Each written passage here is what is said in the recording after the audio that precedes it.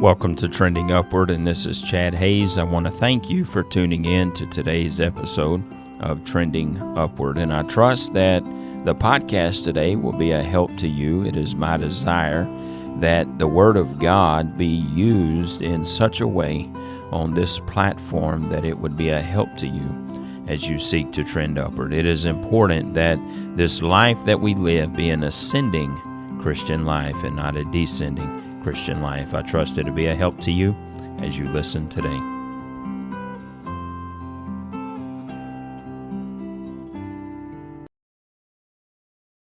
We will be on part 8 of our 10-part series on growing in grace, and on today's episode we're looking at grace in relationships. Ephesians 4 and verse 2, we see this in the first part of the verse: with all lowliness and meekness, with long-suffering, forbearing one another in love. Growing in grace means extending grace to others. Nowhere is this more tested than in relationships, whether it be family or friendships, whether it be relationships in the church, relationships in the workplace. It can be difficult to extend grace to others. However, we are called to treat others with the same grace that God has shown us. Now, we all love and appreciate grace that is extended our way. Usually we enjoy spending more time around gracious people. I know I do. I am human. I will make mistakes. I will misspeak. I will naturally overstep at times. I will not be there when I should at times, either in word or in deed. And I appreciate when people are gracious with me.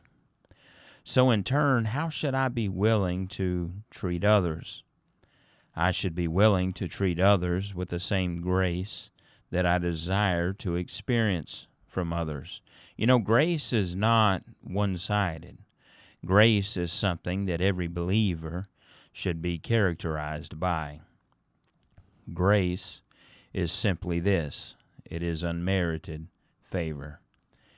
You can only extend grace when someone doesn't deserve favor.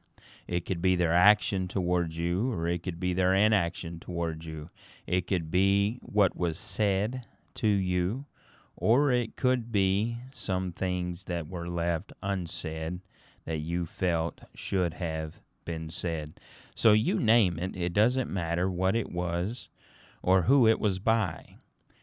If it places the individual in the category of being undeserving of grace, then you have the opportunity to extend grace, which again is unmerited favor.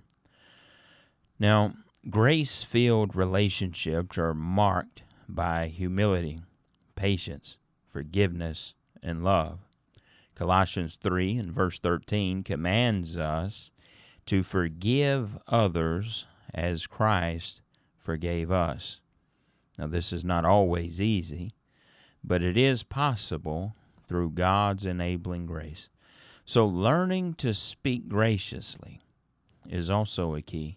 Colossians 4 and verse 6, let your speech be always with grace. So our words can build up or our words can tear down. And grace should be evident in how we seek, how we speak, how we serve, and how we respond. So as we mature in grace, our relationships begin to reflect the character of Christ. And it is then that God is able to not only do the work of grace in our hearts, but He's also able to perform a work of grace in the hearts of those who are around us that we are in relationships with, as they get to experience the work of God's grace in us. I'd like to thank you for listening today to Trending Upward. If it's been a help to you, I invite you to share this podcast with someone and help get the word out on how they too can trend upward in their walk with God.